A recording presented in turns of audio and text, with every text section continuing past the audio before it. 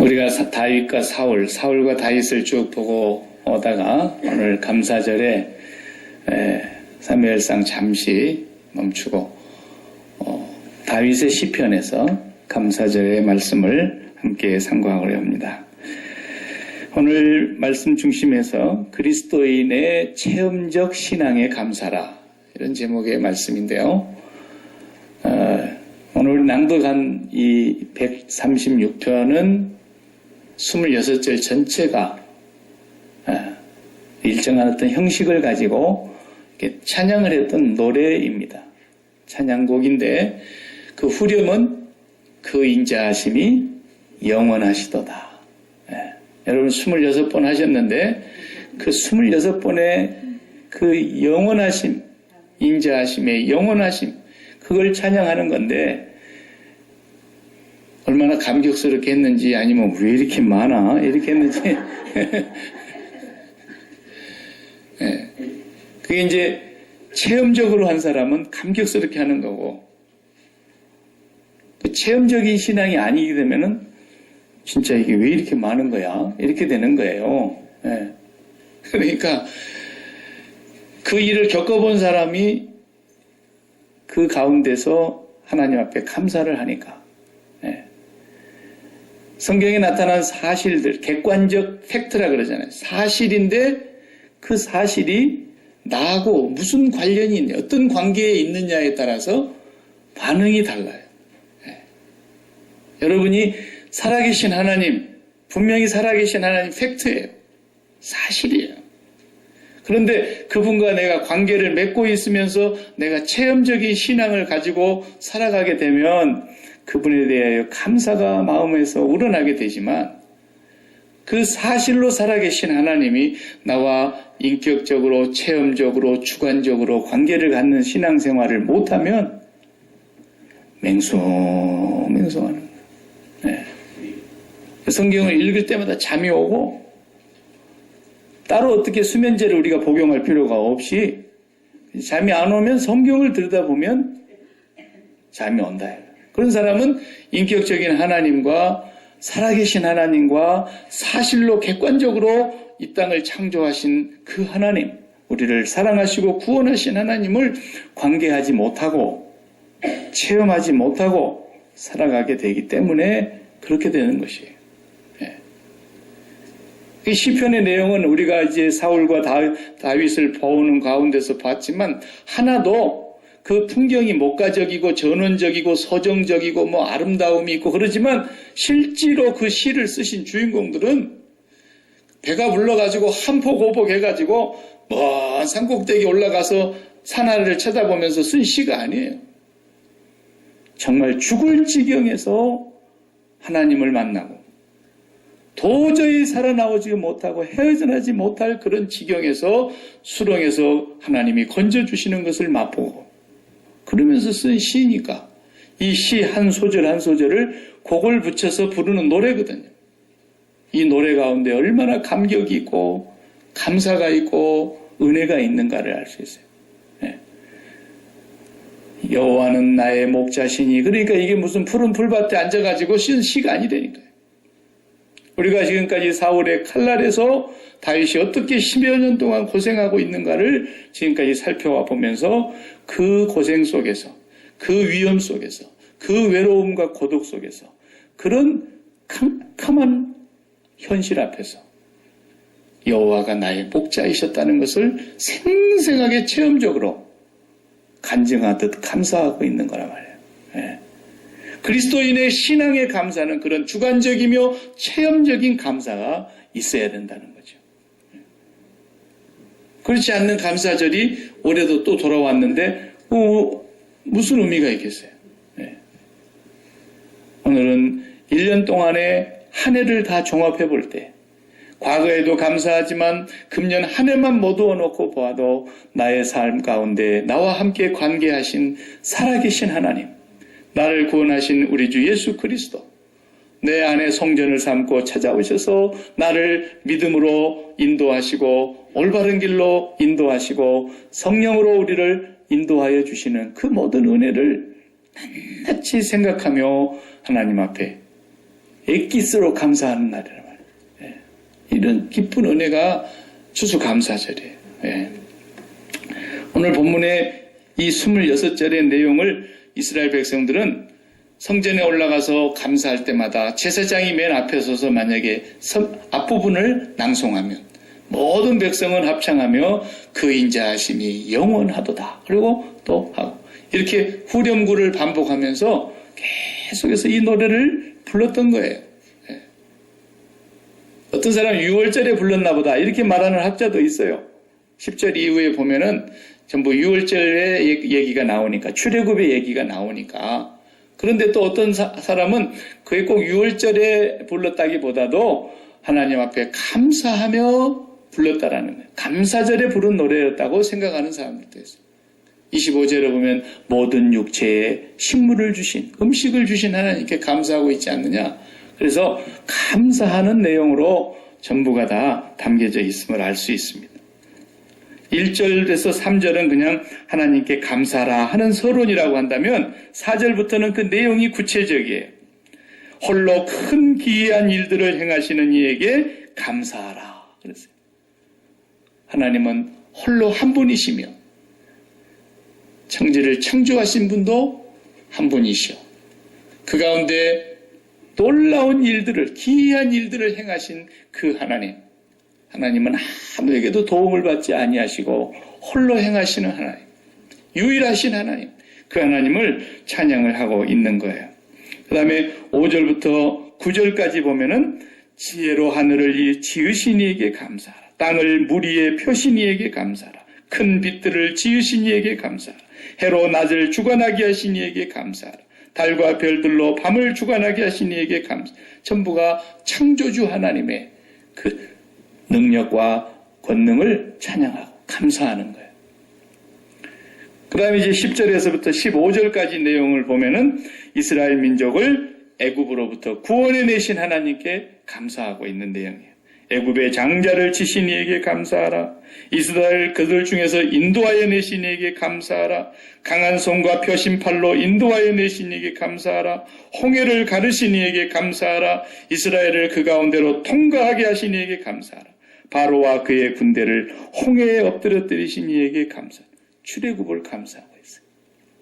그 다음에 16절에서 22절까지 내용은 이스라엘을 애굽에서 이끌어내신 후에 광야 생활에서 약속의 땅 가나안 땅까지 들어가게 하신 하나님을 찬양하고 감사하라. 그의 백성을 인도하여 광야를 통과하신 이에게 감사하라. 큰 왕들을 치신 이에게 감사하라. 유명한 왕들을 죽이신 이에게 감사하라. 그 광야에서 진행해 나갈 때에 이스라엘이 가나안 땅에 들어가는 걸 회방했던, 길을 열어주지 않았던, 대적했던 모든 왕들을 죽이신 이에게 감사하고 있는 것입니다. 그리고 마지막에 그들의 땅을 기업으로 주신 이에게 감사하라. 곧 그 종 이스라엘에게 기업으로 주신 이에게 감사하라. 이렇게 하고 있어요. 그다음 23절부터서는 또 다른 얘기예요. 23절은 그들이 가나안 땅에 가서 살았지만 범죄하고 또 우상 숭배하고 하나님을 떠나서 불순종하는 그 이스라엘 백성과 유다 백성을 외적이 쳐들어와서 나라가 다 빼앗기고 성전이 불타고 재산을 다 약탈당하고 많은 사람들이 피 흘려 죽고 마지막에 유다 왕 마지막 왕이 시드기야 왕인데 이 시드기야 왕은 두 눈을 뽑아버렸다 그랬어요. 얼마나 비참합니까? 두 눈을 뽑기 전에 그 왕자들을 먼저 다 칼로 쳤습니다. 바벨론 왕의 느부갓네살이 들어와서. 그리고 왕은 눈을 뽑은 채로 목에다가 새우랑을 채워서 질질질 끌고 갔다 그랬어요. 그리고 많은 젊은이들이 끌려갔고 수많은 재산은 다 약탈당했고 예루살렘 성전에 솔로몬이 지었던 그 화려했던 성전은 금으로 만든 부분만 다 벗겨가고 금으로 만든 성전의 도구들 다 빼앗기고 나머지 목재는 다 불태워버렸습니다. 성전이 흔적조차도 없어졌습니다. 하나님은 그런 분이시다라는 거예요. 그 인자하심이 영원하신 하나님은 이스라엘 백성들이 그 성전만 있으면 영원할 줄 알았는데 그렇게 화려했던 성전도 다 태워버리고 그렇게 비참하게 나라가 망해서 원수들에게, 하나님도 모르는 원수들에게 끌려가서 1년도 아니고 10년도 아니고 70년이라는 세월을 바벨론에서 살아야 했던 거예요. 끌려갔던 사람들이 다 죽었거나 연세가 많아져서 90살 이렇게 된 거예요. 그때서 하나님이 그들을 약속대로 다시 가나안 땅으로 돌려보내주셨습니다. 그게 오늘 23절의 얘기인 것입니다. 23절에 우리를 비천한 가운데서도 기억해 주신 이에게 감사하라 그랬습니다. 24절은 바벨론 포로 생활에서 해방되어서 조국 땅으로 되돌아오게 하신 것을 또 감사합니다. 우리를 우리의 대적에게서 건지신 이에게 감사하라 그랬습니다.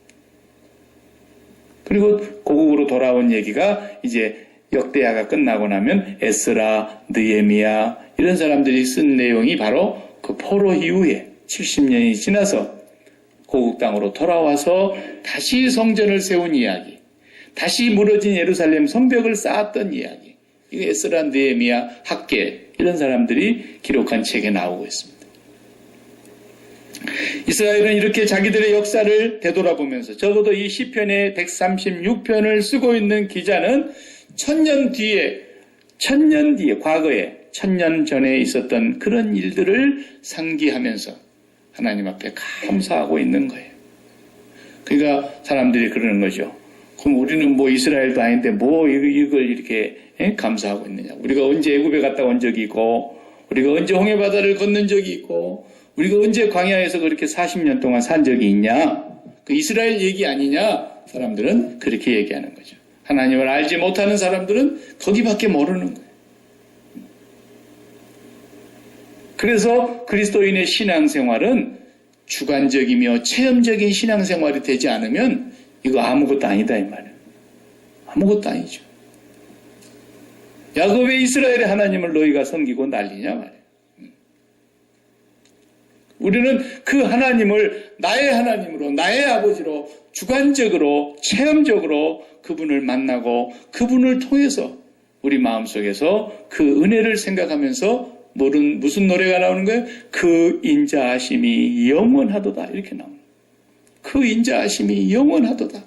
이스라엘 백성들은 정말 하나님의 그 인자하심, 자기들이 이제 우리가 역사서를 사무엘상밖에 못 봤지만 사무엘하, 열왕기상, 열왕기하, 또 역대기상하는 다윗의 사건만을 따로 뽑아놓은 것인데 그 역사를 보면은 얼마나 하나님의 사랑을 입고 무조건적인 선택을 입고 그 큰 은혜를 경험한 이스라엘인데도 하나님 앞에 범죄를 얼마나 했는가를 세세하게 기록해 놓고 있어요. 너무너무 부끄러운 역사예요. 너무너무 부끄러운 모습이에요. 그 모습을 읽어보면은 우리가 예수 그리스도를 믿는다고 하지만 예수 믿고 나서도 우리가 하나님 앞에 얼마나 불순종하고 죄를 많이 짓고 살아가는가 하는 것이 열왕기상하, 역대기상하를 읽어보면 우리의 모습이 그대로 나와요. 그러니까 바벨론 포로로 끌려가는 게 마땅했고 그렇게 비참하게 망한 것이 마땅했고 그러면서도 70년 동안 포로 생활로 외국에 짓밟혔고 그러나 그 하나님은 아브라함과 언약하신 그 약속을 잊지 않고 반드시 그 백성을 다시 가나안 땅으로 돌려보내신 용서하신 그 하나님은 그 인자하심이 영원하신 분이다. 노래하지 않을 수가 없었던 거예요. 네. 그리스도인들도 마찬가지예요. 그 하나님의 은혜를 깨닫고 보면 우리가 얼마나 죄를 많이 짓고 사는지 죄를 셀 수가 없어요. 셀 수가 없어요. 사람들은 죄가 뭔 줄을 모르니까 내가 언제 도둑질했어? 나는 양심적으로 살았어. 내가 언제 세금 떼먹었어? 내가 정직하게 세금 냈어. 그러면서 자기가 윤리적으로 도덕적으로 깨끗하니까 죄가 없는 줄로 안다. 그러나 우리 손을 깨끗이 씻고도 병원균을 발견해내는 병원균의 모든 걸 연구하는 그런 전자현미경 같은 것으로 우리 손바닥을 들여다보면은 우리 손바닥에 들여다보면은 이 붙어있는 세균 득실득실한 거 보면요 우리 밥 먹을 맛이 싹 달아나요. 오늘 여러분 음식을 맛있게 많이 해왔는데 그 음식을 전자현미경을 갖다 놓고 한 10만 배 확대해가지고 보면은 먹을 사람 아무도 없어요. 우리가 아무리 도덕적으로 윤리적으로 깨끗해도 하나님의 눈, 완전하신 그분 앞에서 우리의 죄악을 들여다보면 우리의 죄는 이 세상의 가장 높은 산보다도 더 높으며 하늘 위에도 쌓을 곳이 없을 만큼 더 높아요. 뭐가 그렇게 죄가 많냐고요? 우리의 마음은 하나님만 담게 되어 있는 마음인데 이 마음에 하나님 외에 다른 것을 담는 게 다 죄라니까요. 그걸 옛날에는 몰랐던 거예요. 예수 믿기 전에는. 이 마음은 하나님이 맞춤으로 만드신 거예요. 맞춤 서비스. 기성복이 아니에요. 하나님이 친히 만드신 우리 인간의 마음은 마음을 다하고 목숨을 다하고 힘을 다하고 뜻을 다해서 하나님만 사랑하게 만드셨다 이 말이에요. 하나님만 닮게 만들었다니까. 그런데 이 마음이 어디 그리 되나요? 자식을 사랑하고 아내를 사랑하고 남편을 사랑하고 부모를 사랑하고 자식을 전부 마음속에 다 들어와 있잖아요. 아니 그럼 목사님 성경에 그렇게 하라 그랬는데 그게 죄란 말입니까? 죄악이. 그게 왜 죄인 줄 아십니까? 구원받지 못한 사람은 하나님과 상관이 없이 이 땅을 살아가는 사람은 그냥 부모를 사랑하는 건 맞아요. 부부가 사랑하는 건 맞아요. 자식을 사랑하는 건 맞아요. 그러나 예수 그리스도를 믿고 사랑하는 사람들은 그렇게 사랑하는 건 죄악이에요. 예수를 믿었다는 말은 이제까지 우리가 사랑하는 모든 것들에 대해서 죽었다는 뜻이에요. 십자가에서 죽었다는 뜻이에요. 어떻게 사랑하는 것이 사랑하는 거냐? 우리는 마음을 다하고 목숨을 다하고 힘을 다하여 하나님만 사랑하기 위해서 힘쓰는 거예요.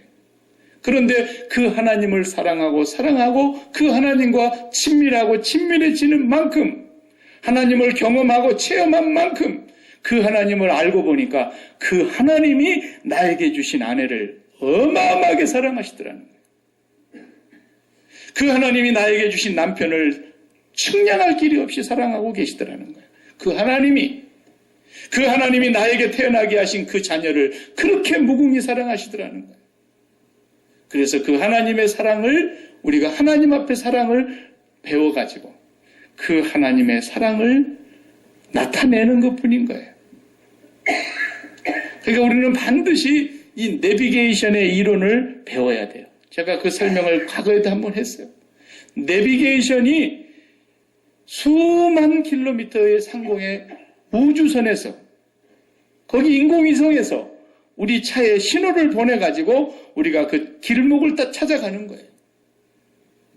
그러니까 우리는 바로 옆에 살아가고 있는 그 동네 사람을 찾아갈 때 여기서 날마다 살고 있으니까 그 집은 안 물어보고 찾아가지만 처음 온 사람이 어느 골목을 찾아갈 때에는 그 기계만 딱 켜놓으면 신호를 다 보내는 거예요. 거기서 신호가 내려와서 척척척척 하는 거예요. 이 원리가 거듭난 사람의 삶의 원리라는 거예요. 이제는 우리는 직접 사랑하는 게 아니에요. 매일매일 새로운 거예요. 어제 아는 사람이라고 오늘 그대로 사랑하는 게 아니에요. 오늘 또 역시 하나님과 연결돼 갖고 사랑하는 거예요. 매일매일 그래야 돼요. 그렇지 않으면 시험에 들기도 하고 그냥 다투기도 하고 넘어지기도 하고 그러는 거예요. 매일매일 하나님을 사랑하는 것이 먼저여야 해요. 그래서 내가 가장 사랑하는 분이 이 세상에 누군가 있다고 해봅시다. 그러면 그 사람이 내가 너무너무 사랑하는 사람인데 그 사람을 사랑하다 보면요. 그 사람이 키운 개도 이뻐요. 그래요, 안 그래요? 그 사람이 너무 미우면 그 사람이 키운 개는 더 미워. 사실이에요. 그 사람이 너무 사랑스러우면 그 사람이 낳은 자식도 그렇게 내 자식처럼 이뻐요. 그 사람이 너무 미우면 그 새끼도 미워요. 이게 사람인 거예요. 우리가 마음을 다하고 목숨을 다하고 힘을 다하여 나의 하나님을 전심으로 사랑하면 그 사랑하는 하나님 안에서 그 하나님과 친밀해지면 그 하나님이 사랑하고 있는 모든 사람이 다 사랑스러워요. 예수 믿는 사람은 그렇게 사랑하는 거예요. 그렇게 사랑하는 하나님이 나에게 주신 부모가 그래서 귀한 거고, 그렇게 사랑하는 하나님이 나에게 주신 그 자식이 하나님의 자식이더라 이거예요. 가보니까 하나님이 그 자식을 위해서 독생자를 보냈고, 하나님이 그 자식을 위해서 십자가에 죽으셨고, 하나님이 그 자식의 죄를 다 용서해 주었고, 하나님이 그 자식을 영원히 사랑하고 계시더라 이거예요. 나는 그렇게 사랑 못하지만, 나는 그냥 핏줄이니까 사랑하는 것이지, 이건 죄인의 사랑이고 누구나 하는 사랑이에요. 그래서 성질나면 그냥 내 자식이라도 함부 들어가고 막 그러잖아요. 그러나 진정으로 하나님을 사랑하면 내 자식이라고 함부로 못하는 거예요. 하나님이 너무나 사랑하는 자식이기 때문에. 오늘 다 좋은 옷 입고 오셨죠? 깨끗한 옷 입고 오셨죠? 여러분 오늘 깨끗한 옷 다 빨아서 좋은 옷 입고 오셨는데, 그 밥 먹고 남은 거 오늘 음식 맛있는 거 있으면 전부 여러분 옷에다 싸갖고 가봐요. 음식도 더러워지고 옷도 더러워지고, 음식도 깨끗하고 옷도 깨끗한 것인데 음식도 더러워지고 옷도 더러워지는 거예요. 무슨 말입니까? 모든 것은 담겨야 될 그릇이 있는 거예요. 그 목적대로 지은 바 된 거예요. 우리의 마음은 하나님 외에 담으면 안 되게 되어 있어요. 하나님 외에 다른 것을 직접 사랑하는 건 전부 다 저주받을 죄악이며 지옥의 형벌을 면치 못할 죄인들의 모습인 거예요. 근데 우리는 그걸 하나님이 깨닫게 하신 거예요. 네가 직접 사랑하는 것은 절대로 죄악이다. 네가 난 자식이라고 네가 그렇게 눈에 넣어도 안 아플 것처럼 사랑하는 그것이 얼마나 하나님 보실 때 더러운 죄악인 줄 아느냐. 그렇게 사랑하기 때문에 그렇게 사랑하는 사람들을 향해서 주님이 말씀하신 거예요. 네 가족이 네 원수인 줄 알아라. 가장 네 마음속에 사랑해야 될 하나님을 사랑하지 못하게 만드는 원수가 되는 거예요. 그게 바로. 예수 믿는 사람은 그러고 계산해 보세요. 죄가 얼마나 많은가. 돈 사랑하죠. 그래서 돈이 빠져나가면 미치겠죠. 자식 사랑하죠. 그래서 자식이 잘 되면 좋다가도 안 되면 그냥 화가 나고 그냥 단맛 다 달아나죠. 전부 인간은 구제 불가능한 인간이에요. 죄 덩어리예요. 성경 말씀대로. 목구멍을 열어봤더니 그 안에는 독사의 혀를 뿜어내는 혓바닥이 있고, 그 목구멍은 열린 무덤과 같고, 엑스레이로 찍어보니까 그렇게 나오잖아요. 로마서에는 그랬잖아요. 우리가 이렇게 다 그냥 봐주니까 이쁘고 그런 것이지, 하나님이 보실 때는 그렇게 더러운 죄인인데, 하나님이 우리를 사랑하사 그의 독생자 예수 그리스도를 보내셔서 우리가 영원히 멸망을 받아야 될 이 죄에서 우리를 건지시려고 주님이 십자가에서 죽으신 그 사랑이 하나님이 먼저 우리에게 프로포즈 하신 사랑이라 이 말이에요. 그 하나님의 영원한 사랑, 하나님이 세상을 이처럼 사랑하사, 하나님이 그 백성을 이처럼 사랑하사 독생자를 주셨으니 이는 저를 믿는 자마다 멸망치 않고 지옥 가지 않고 영원한 생명을 얻게 하려 하심이니라.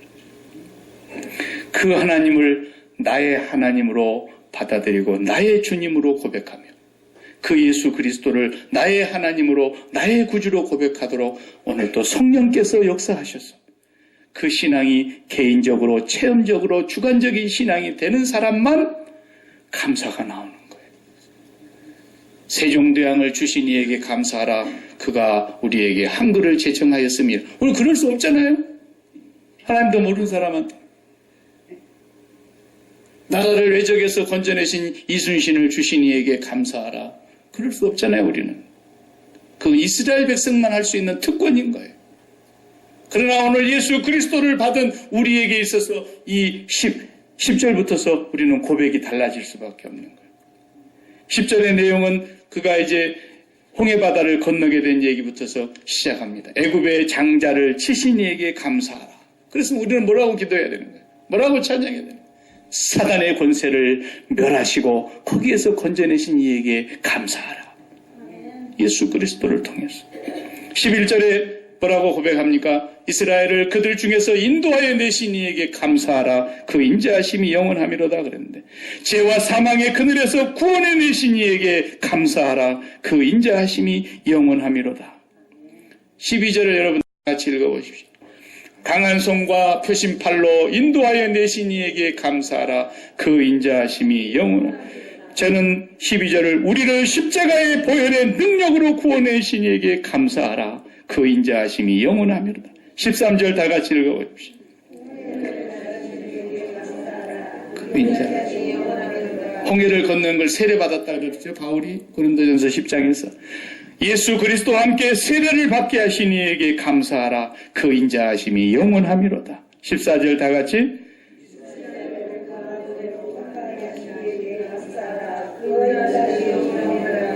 죽음의 권세를 이기고 부활하신 주님께 감사하라. 그 인자하심이 영원하미로다. 15절.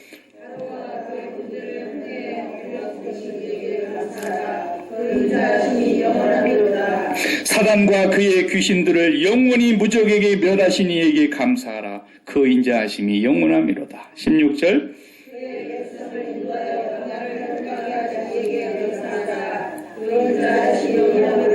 광야 같은 인생길을 걸어오는 동안 함께 하신 이에게 감사하라.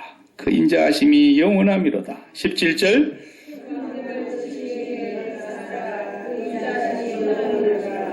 우리 인생 앞에 큰 장애물을 건너게 하신 이에게 감사하라. 그 인자하심이 영원하미로다. 18절.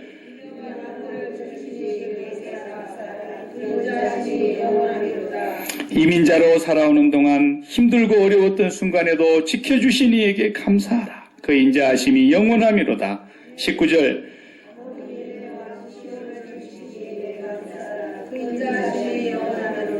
우리의 인생길에 예상치 못한 사건들을 만나서 캄캄한 순간에도 빛이 되어주신 이에게 감사하라. 그 인자하심이 영원하미로다. 20절.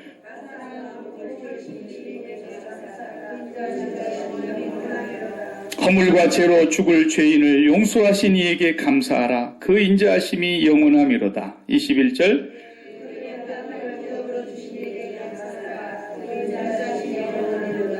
이 땅에 기업을 주시고 일터를 주시고 의식주를 해결해 주신 이에게 감사하라. 그 인자하심이 영원하미로다. 22절.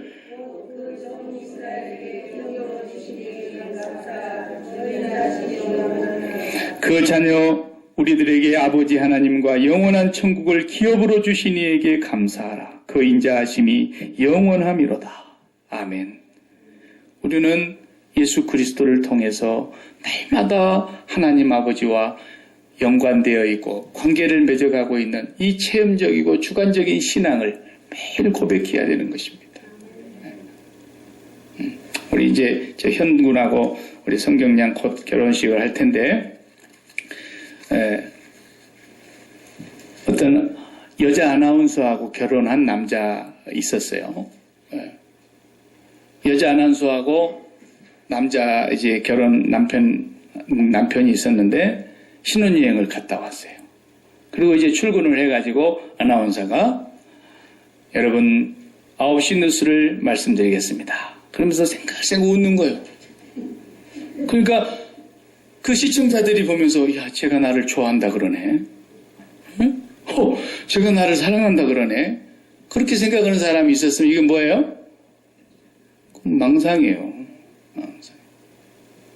그 아나운서 뉴스 끝날 때까지 문 밖에 가서 기다리고 꽃다발 들고 서 있다가 당신이 매일마다 뉴스 하면서 나를 보고 생각생각 웃었지 않느냐고. 그러면서 가면은 그것은 문제가 있는 거죠. 그죠? 네. 우리 친구 목사님이 실제로 밴쿠버에 있을 때 경험을 했던 일인데 예배가 끝나면 이제 목사님이 항상 이렇게 예배당 문에서 이렇게 출입문에 서가지고 이렇게 성도님 한 사람 악수하고 이렇게 인사를 하는데 이 목사님 옆에 한 여성분이 항상 서 있었어요. 그러고 오시면 같이 이렇게 인사하는 거예요. 목사님 똑같이 안녕하세요. 부인이 아니었단 말이에요. 네. 그 사람들이 저 여자 누구야? 누구야? 다 이렇게 한마디씩 했어요. 그런데 그분이 사모님이세요. 목사님 사모님이에요. 근데 목사님이 갑자기 돌아가셨어요. 돌아가시고 났는데 너무 정신적인 충격을 받으셔가지고 거기 서 있는 분이 자기 남편으로 느껴지는 거야. 그래서 예배 시간이 되면은 거기 나란히 서가지고 이렇게 같이 이렇게 성도들하고 인사를 나누고 그런 일이 있었어요. 너무 정신적으로 큰 충격이 있었기 때문에 사람들이 다 이해를 하지만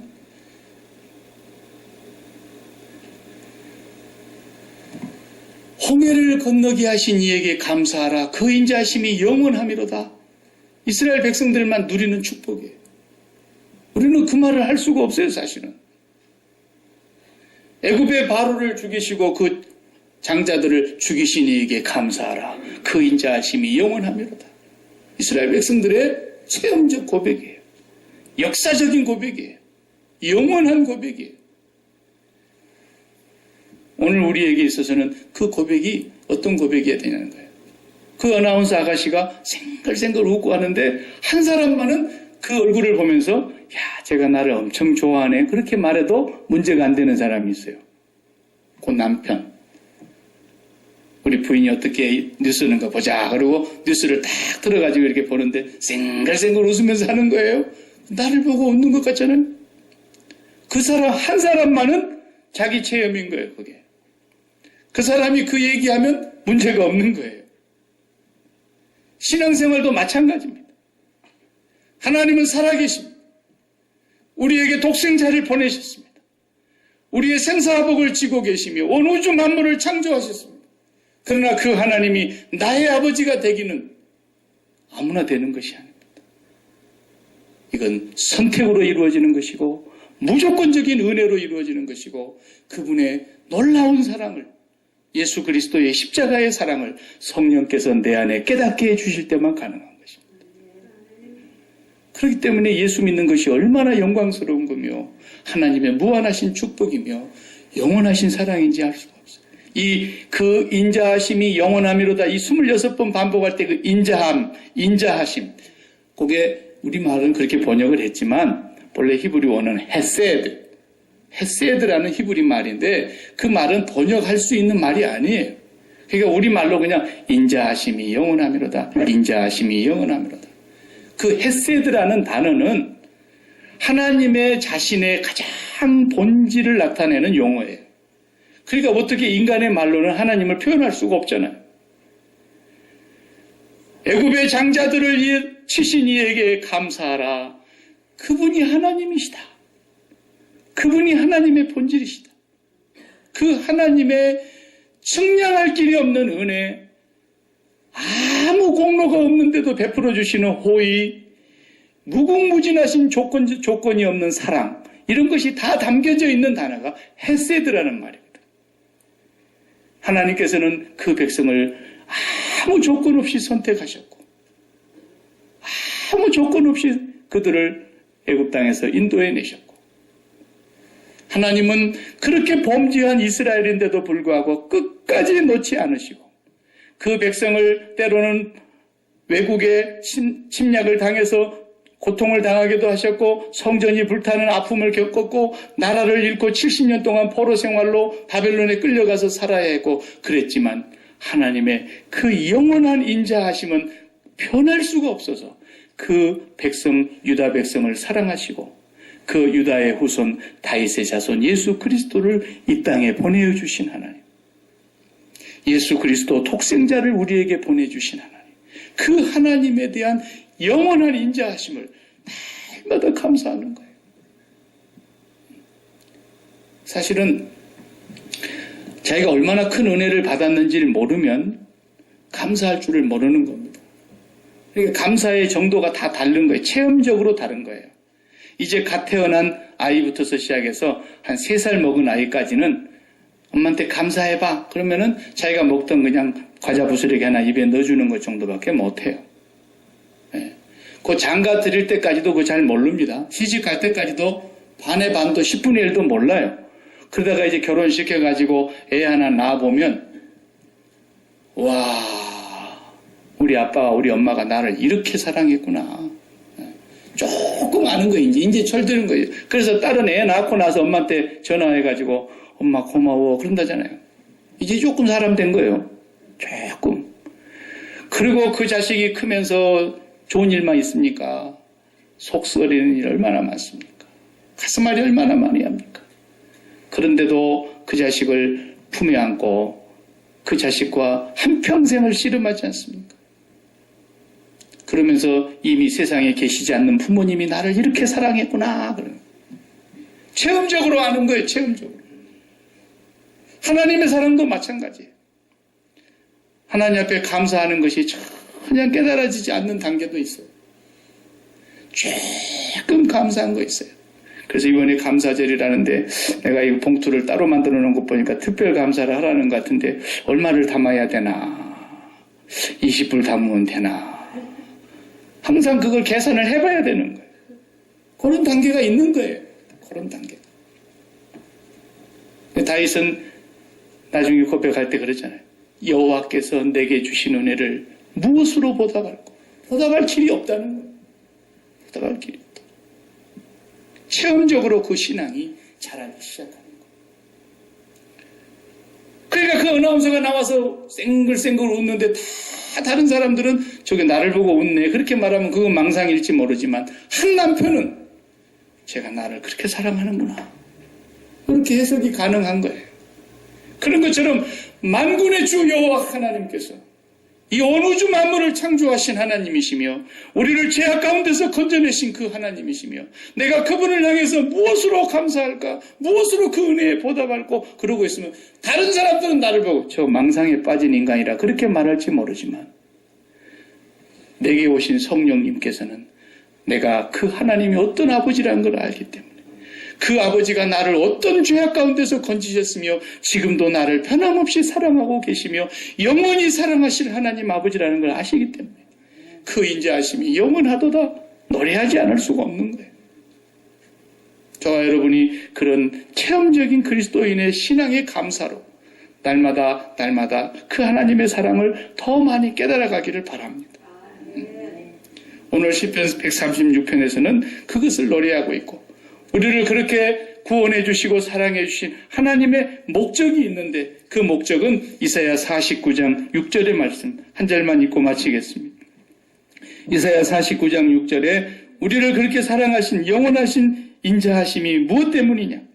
그가 이르시되 네가 나의 종이 되어 야곱의 지파들을 일으키며 이스라엘 중에 보존된 자를 돌아오게 할 것은 매우 쉬운 일이라. 내가 또 너를 이방의 빛으로 삼아 나의 구원을 베풀어서 땅끝까지 이르게 하리라. 아멘. 오늘 우리를 불러서 저 이방을 구원하시고 열방의 빛으로 삼아서 땅끝까지 이르러 하나님께로 돌아오게 하는 이방을 비추는 빛으로 우리를 하나님이 구원하셨다 이거예요. 그 하나님의 사랑을 우리만 받아서 누리는 것이 아니라 우리 야키마 소망교회를 통해서 땅끝까지 이르러 열방의 이방 사람들에게 하나님의 빛을 비추기 위해서 우리를 구원하신 하나님. 이것이 오늘 우리가 지켜야 될 추수감사절의 진정한 의미가 있는 것입니다. 이 마음을 여러분이 다짐하면서 하나님 앞에 감사하는 우리가 되어야 되겠습니다. 기도하십시다.